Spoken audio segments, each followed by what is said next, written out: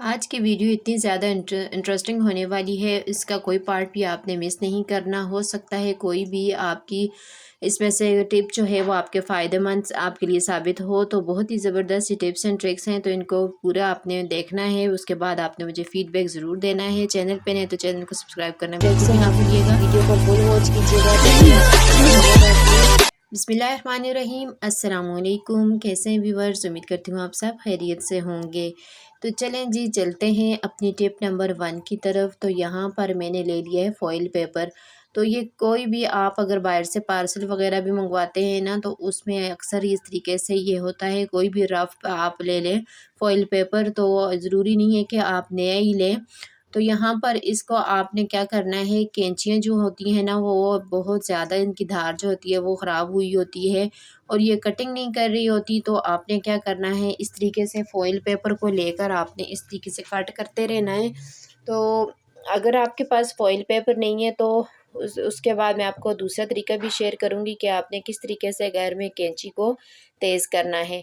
तो यहाँ पर ये देखें, इस तरीके से आपने इसके छोटे-छोटे पीसेस जो हैं वो कट कर रहे हैं। अभी इन छोटे पीसेस को भी आपने वेस्ट बिल्कुल भी नहीं करना, इनका भी हम आगे इस्तेमाल करने वाले हैं। ये भी हमने बहुत ही हमारे काम आने वाले हैं। तो यहाँ पर ये देखें, इस तरीके से करते-करते यकीन माने सीज़र जो है इतनी तेज़ हो गई थी, उसकी धार जो है इतनी तेज़ हो गई थी कि मुझे खुद भी यकीन नहीं आ रहा था। तो यहाँ पर ये देखें, अब ये जो कतरन हमने काटी है ना, इनको भी आपने बिल्कुल भी वेस्ट नहीं करना है, तो इनका भी हम आगे जुगाड़ लगाएँगे। तो यहाँ पर ये देखें, इस तरह से कटिंग करते-करते जो बड़े हैं तो उनको भी मैं इस तरह से मज़ीद कटिंग करूँगी। तो अगर आपके पास फ़ॉइल पेपर ना हो तो फिर आप क्या कर सकते हैं, वो भी आपके साथ अभी शेयर करती हूँ कि आपने किस तरीके से अपनी कैंची को घर में मिनटों सेकंडों में तेज़ कर लेना है। तो बाज़ार जाते वक़्त आप लेके जाते हैं, वहाँ पर इतना आपका टाइम भी वेस्ट होता है और साथ में आपके पैसे भी लगते हैं। तो इस तरीके से आपने घर में आसानी के साथ आप मिनटों सेकंडों में जो है वो कैंची अपनी तेज़ कर सकते हैं। अब ये सारी कतरन जो हैं वो मैंने इस तरह से इस फ़ॉइल पेपर, बड़े वाले फ़ॉइल पेपर पर सारी डाल दी हैं। इनको हमने ज़ाया बिल्कुल भी नहीं करना, ये भी हमारे लिए बहुत ज़्यादा कीमती हैं। तो यहाँ पर उनको रख देते हैं साइड पे। तो यहाँ पर दूसरा तरीका आपके साथ शेयर करती हूँ। तो ये धुआई के जो रैपर होते हैं ये तो हर घर में मौजूद ही होते हैं। आपने ये एक पकड़ना है, पकड़कर इससे आपने इस तरह से कैंची को आपने इससे कट करते जाना है, तो आपकी जो कैंची है वो एकदम से तेज़ हो जाएगी। तो इस तरीके से छोटी-छोटी टिप्स एंड ट्रिक्स होती हैं, इनको आप घर में ज़रूर यूज़ किया करें। ये आपकी ज़िंदगी को आसान बना देंगी और आपके टाइम और आपके पैसे की भी बहुत ज़्यादा बचत होगी। तो अब लगे हाथ, हमारे हाथ कैंची लग ही गई है, तो ये खोलने बंद करने में ना बहुत ज़्यादा टाइट है। तो इसका मैं क्या किस तरीके से इसको करूँगी कि इसके ऊपर हमने थोड़ा-सा लगाना है सरसों का तेल और इसको इस तरीके से खोलना बंद करना है ताकि इसके पेच के अंदर, ताकि इसका जो ऑयल है वो चला जाए। तो यकीन माने इतना ज़बरदस्त ये तरीका है ना, इस तरीके से आपका ना हाथ थकेगा और आसानी के साथ आपकी कैंची जो है वो आराम से खुलेगी, बंद होगी। तो दोनों साइडों पर आपने अच्छी तरह से अप्लाई कर देना है सरसों का तेल। ये तो हर घर में हर वक़्त मौजूद ही होता है। तो अगर ना हो तो आप इसकी जगह वेज़लीन भी लगा सकते हैं। तो अब मैं आपके साथ नेक्स्ट टिप शेयर करने लगी हूँ। तो यहाँ पर मैंने कढ़ाई ले ली है, ये देखने में तो साफ़-सुथरी ही लग रही है, लेकिन आपने देखना है कि ये किस तरीके से। अब हमने इसमें से बिल्कुल थोड़ी-सी टूथपेस्ट डाल देनी है। अब इसमें हमने क्या करना है, थोड़ा-सा पानी डाल देना है। तो ये सारा जो फ़ॉइल पेपर है आपने इसको इस तरह बॉल की शेप में इसको बना देना है और इसको हम यहाँ पर इस्तेमाल करेंगे। तो यहाँ पर आप देखिएगा इसकी कितनी इसमें से अंदर से मैल उतरेगी, कितना ज़बरदस्त ये चमकेगा और ये सारी इसमें से जितनी भी गंदगी होगी वो सारी साफ़ हो जाएगी। यहाँ पर मैंने थोड़ा-सा पानी का छींटा लगाया है। अगर आपकी कढ़ाई बहुत ज़्यादा गंदी है तो आप पानी की जगह सिरका भी डाल सकते हैं। तो यहाँ पर अच्छी तरह से इसको मलेंगे और ये देखें अच्छी तरह से टूथपेस्ट सारे उस पे लगाएँगे और फ़ॉइल पेपर से हम इसको रब करेंगे। तो बहुत ज़्यादा इसको हमने रगड़ने की ज़रूरत नहीं है। तो ये देखें थोड़ी देर बाद ही आपको खुद ही नज़र आ जाएगा कि ये कितनी ज़्यादा इसके ऊपर से मैल उतर रही है। तो यहाँ पर सारा जो पेस्ट है वो सारी ब्लैक हो गई है। तो ये देखें बहुत आसानी के साथ आप ये जितने भी काले पतीले होंगे, जो चीज़ भी होगी ना, तवा होगा, जो चीज़ भी आपके घर में बहुत ज़्यादा काली हो गई, जल गई है, तो आप इस तरीके को ज़रूर इस्तेमाल कीजिएगा। बहुत ज़्यादा ना आपका टाइम लगेगा और ये आपको मैं धोकर भी दिखाऊँगी कि आपको नज़र आ रहा होगा कि कितनी ज़्यादा इससे मैल उतर रही है। तो यकीन माने इस तरीके को करने से आपके बर्तन जो हैं वो चमक जाएंगे। तो ये देखें मैंने धो लिया है, तो अब इसकी आप चमक खुद ही देख सकते हैं। अगर ये आपको ट्रिक अच्छी लगे तो वीडियो को लाइक कर दीजिएगा। तो चलें जी अगली टिप की तरफ चलते हैं। अगली मैं आपके साथ टिप शेयर कर रही हूँ। तो यहाँ पर मैंने ले लिए एक प्लेट और इसमें मैं डाल दूँगी टूथपेस्ट। अगर यहाँ पर आपके पास अगर वाइट वाली टूथपेस्ट है तो उसी का इस्तेमाल कीजिएगा। तो यहाँ पर सिर्फ एक मटर के दाने जितनी हमने लेनी है टूथपेस्ट। तो यहाँ पर टूथपेस्ट डालने के बाद हमने इसमें और चीज़ें भी ऐड करनी है, और साथ ही यहाँ पर मैं आपको बताती जाऊँ, तो यहाँ पर मैंने बेकिंग सोडा लिया है हाफ़ टी स्पून इसमें मैंने डाल दिया है बेकिंग सोडा, और साथ ही यहाँ पर हमने डाल देना है एक अदद लेमन। यहाँ पर इस बात का ध्यान रखना है कि लेमन के जो बीज हैं या इसका पल्प वगैरह ये इसमें नहीं जाना चाहिए, बस बीज आपने इस तरीके से सेपरेट कर देने हैं। तो ये देखते जैसे ही हमने इसमें लेमन डाला है तो इसका रिएक्शन होना शुरू हो जाएगा। तो सोडे के ऊपर और टूथपेस्ट के ऊपर ये देखें कितना ये हो गया है, फ्लफ़ी सा बन गया है। तो इस तरीके से इसका ये अब इसमें हमने अच्छी तरीके से इन तीनों चीज़ों को मिक्स कर देना है। तो उसके बाद हमने इसमें एक चीज़ और डालनी है। तो ये पैक जो हम बना रहे हैं ये इतना ज़बरदस्त है ना, सर्दियों में हमारी स्किन जो है हाथों की, पाँव की, अक्सर हमारी कोहनियाँ होती हैं जो घुटनों के होते हैं, घुटने होते हैं ना, तो वो बहुत ज़्यादा काले हो जाते हैं। तो उसके लिए ये रेमेडी बहुत बेस्ट है। आप इस रेमेडी को एक दफ़ा बनाएंगे ना, तो आप इसको इस्तेमाल करेंगे तो उसके बाद ही आपको पता चलेगा। तो यहाँ पर मैंने इसमें डाल देना है शैम्पू। तो शैम्पू यहाँ पर इसमें अगर आपको के पास साशे है तो एक साशे डाल दीजिए, नहीं तो आपने क्या करना है, जितना हम अपने सर के लिए लेते हैं शैम्पू वॉश करने के लिए ना, जितना एक दफ़ा के लिए हम इस्तेमाल करते हैं तो उतना आपने ले लेना है। तो इसमें मैं थोड़ा ही डाल रही हूँ क्योंकि मैं थोड़ा बना रही हूँ। तो ये डालने के बाद अच्छी तरह से सारी चीज़ों को मिक्स कर देना है। तो यहाँ पर शैम्पू भी अगर वाइट वाला होता तो फिर ज़्यादा अच्छी हमारी वाइट क्रीम नज़र आती, लेकिन कोई बात नहीं, हमने इसको शैम्पू ही हमने इसमें ऐड करना था, चाहे ब्लैक हो जिस कलर का भी हो, तो वो हमने इसमें ऐड करने के बाद अच्छी तरह से मिक्स कर दिया है। अब यहाँ पर जैसी मिक्सिंग हाथ से होती है ना, वैसी किसी भी चम्मच वगैरह से तो नहीं होती, लेकिन मैं हाथों का इस्तेमाल लाजमी ही करती हूँ। तो यहाँ पर ये देखें, अब आपने जो लेमन का इसमें से निचोड़ के निकाला है ना, इसका छिलका आपने बिल्कुल भी नहीं फेंकना, ये इसके साथ ही आपने रखना है। इसको हम रख देंगे साइड पे, और इसके साथ हमने एक और चीज़ बनानी है। तो ये दोनों चीज़ें बनाकर हमने लगानी है। तो ये अब हम क्या बना रहे हैं, तो इसके लिए मैं ले लूँगी वेज़लिन आपने जितनी आप अगर ज़्यादा पाँव पर कोहनियों पर ज़्यादा आप हाथों पर लगाना, बाजुओं पे लगाना चाहते हैं तो आप इसकी क्वांटिटी बढ़ा भी सकते हैं। मैं सिर्फ़ हाथों के लिए बना रही हूँ तो इसलिए मैं कम बना रही हूँ। अब यहाँ पर आपने दूध लेना है। दूध कोशिश कीजिएगा कि दूध जो है वो नीम गर्म होना चाहिए। नीम गर्म दूध होगा ना तो उसमें वेज़लिन जो है वो अच्छी तरीके से मिक्स हो जाएगी, वरना आपको पता है सर्दी है तो वेज़लिन जो है वो जम सी जाती है, तो दूध में अच्छी तरह से मिक्स नहीं होगी। तो इसके बाद हमने इसमें डालना है मीठा सोडा। तो ये भी मैंने हाफ़ टी स्पून से भी थोड़ा लिया है। तो ये डालने के बाद इन तीनों चीज़ों को अच्छी तरह से मिक्स कर देंगे। तो ये हमारा इतना ज़बरदस्त सा मॉइस्चराइज़र बन के रेडी हो गया है। तो आपने जो हमने पहले पैक लगाया है ना, तो पहले उसको इस्तेमाल करना है, उसके बाद उसके साथ आपने इस पैक को इस्तेमाल करके लाज़मी आपने बनाकर इस्तेमाल करना है। इसको आप बनाकर रख नहीं सकते, जिस वक़्त आप लगाना चाहें आप पहले इसको बना के रखें, तो फिर उसके बाद आप इसको नहाने से पहले आप लगा दें अपने हाथों पर, कोहनियों पर 1 से डेढ़ घंटा पहले। तो फिर उसके बाद आप इसको वॉश कर लें, नहा लें, जो भी आपने करना है।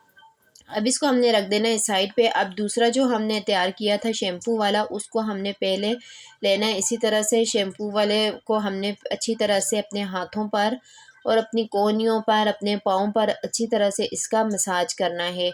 तो यकीन माने जितनी भी स्याहियाँ होंगी, जितना भी कालापन होगा, जितनी मैल होगी आपके हाथों पर, जितना सा भी ये कोहनियाँ अक्सर काली हो जाती हैं, पाँव के घुटने काले हो जाते हैं, तो उनके ऊपर आप ये इस तरीके से रब करेंगी तो इंशाल्लाह जो है आपको बहुत ज़्यादा अच्छा रिज़ल्ट मिलेगा।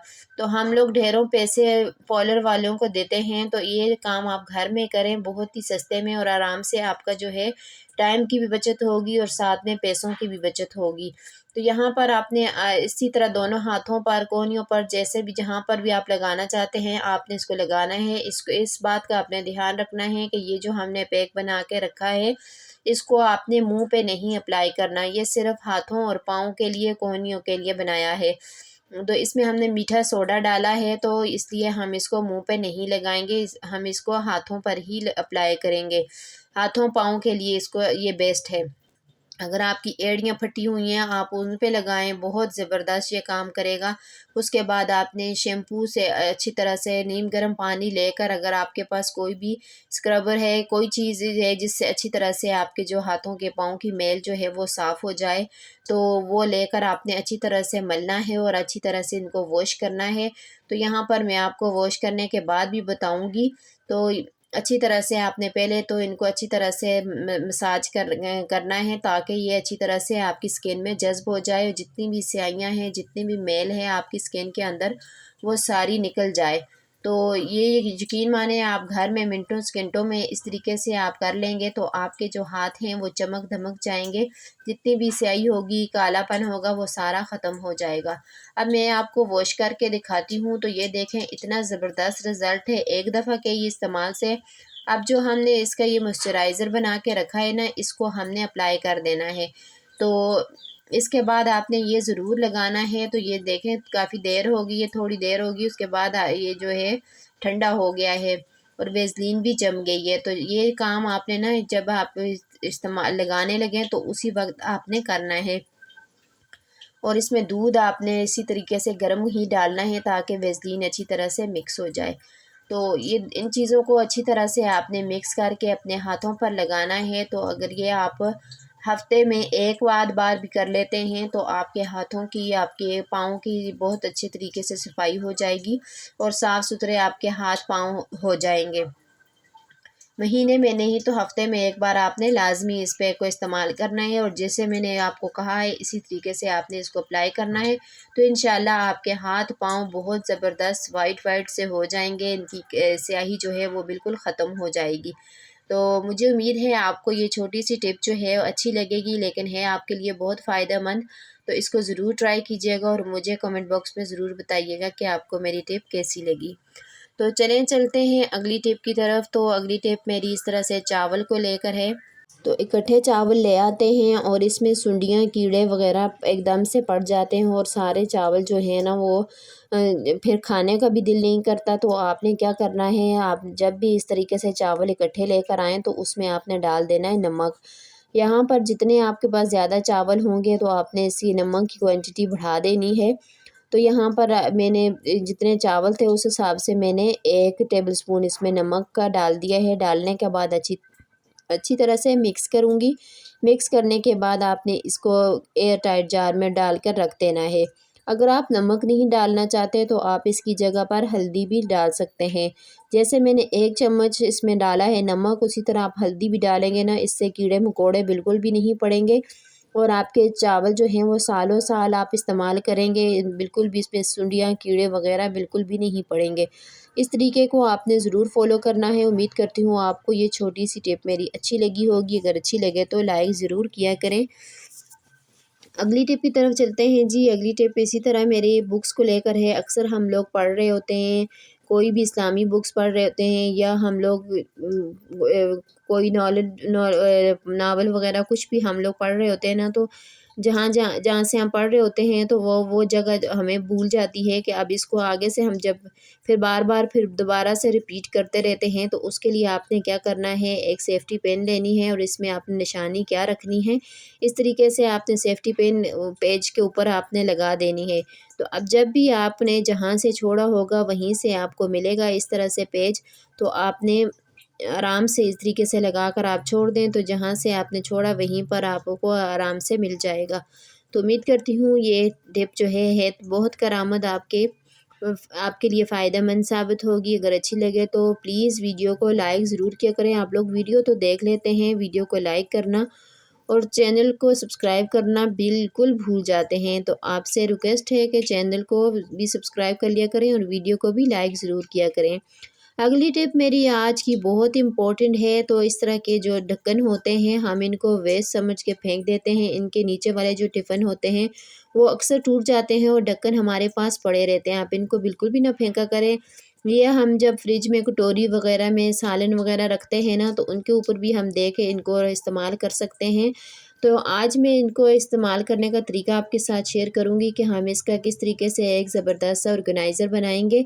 यहाँ पर मैंने ले लिए केचप के या मायोनीज़ के, आपके पास जो भी इस तरीके से 4 ढक्कन होंगे ना, आप इस तरह से छोटे-छोटे लें और आपके ये बहुत करामत साबित होंगी। आप इनके ऊपर किचन में आप इनके ऊपर रख सकते हैं कोई चीज़ भी, पतीली वगैरह जो चीज़ आपने सालन बनाया है आप इसके ऊपर आराम से रख सकते हैं। बहुत ज़बरदस्त है, ये स्टैंड भी बन सकता है। बहुत इनसे हम जुगाड़ लगा सकते हैं अगर लगाने वाले हों तो। तो यहाँ पर मैं सिर्फ़ इस ढक्कन का इस्तेमाल कर रही हूँ, तो बाकियों को उठा लेते हैं। तो अब इनका क्या इस्तेमाल करेंगे, और अब यहाँ पर हमने लेनी है ग्लू गन ले लेनी है। तो इसके साथ ही हमने ये जो ढक्कन है ना, इनके नीचे वाली साइड पे ग्लू लगा देनी है। तो जल्दी-जल्दी से ग्लू लगाएँगे और इसको हमने चिपका देना है ढक्कन के साथ। ये इतना ज़बरदस्त चीज़ बन के रेडी हो रही है कि आपको खुद भी यकीन नहीं आएगा कि यह हम इन बेकार चीज़ों को इनको समझ के बेकार समझ के हम लोग फेंक देते हैं ना, आज के बाद आप बिल्कुल भी नहीं फेंकेंगे। ये मैंने धोए नहीं है। तो मैं आपके साथ आइडिया शेयर कर रही थी, तो टाइम नहीं था। मैंने कहा अब ये गीले होंगे, सूखेंगे नहीं, तो इसलिए मैंने इनको ऐसे ही इस्तेमाल कर लिया है। लेकिन आपने जब भी बनाना हो तो आप इनको अच्छी तरह से वॉश कर लीजिएगा, फिर उसके बाद आपने इस्तेमाल करना है। अब ये हमारे पास एक ज़बरदस्त सी टेबल सी ऑर्गेनाइज़र बन गया है। तो आप इसको मल्टीपर्पज़ के लिए बहुत सी चीज़ों के लिए इस्तेमाल कर सकते हैं। आप इसको किचन में रख सकते हैं, इसके ऊपर अपनी ऑयल की बोतल रख सकते हैं। ये इतना मज़बूत, इतना पायदार बन गया है। तो यहाँ पर ये देखें, इसके ऊपर वैसे आप ड्रेसिंग टेबल के ऊपर रख कर उसके ऊपर ऑयल रख सकते हैं। ऑयल अक्सर है जो होता है चिपचिपा सा होता रहता है, नीचे गिरता रहता है, तो इस तरह से नहीं गिरेगा। और भी आपके साथ आइडियाज़ शेयर करते हैं। इसको आप वॉशरूम में भी रख सकते हैं, साबुनदानी के तौर पर भी इसमें छोटे-छोटे सुराख कर दें साइडों पर, तो इस तरीके से आप इसको साबुनदानी के तौर पर इस्तेमाल कर सकते हैं। या आप तो इसको वेज़लीन वग़ैरह जो चीज़ भी आपके पास इस तरह बिखरी इधर-उधर पड़ी होती है, तो आप उठाएँ और इसके ऊपर आपने इस तरह से सेट कर लेना है। तो बहुत ही ज़बरदस्त सी चीज़ बनी है। अगर अच्छी लगे तो लाइक कर दीजिएगा। अपनी दुआओं में याद रखिएगा। फ़ी अमानिल्लाह।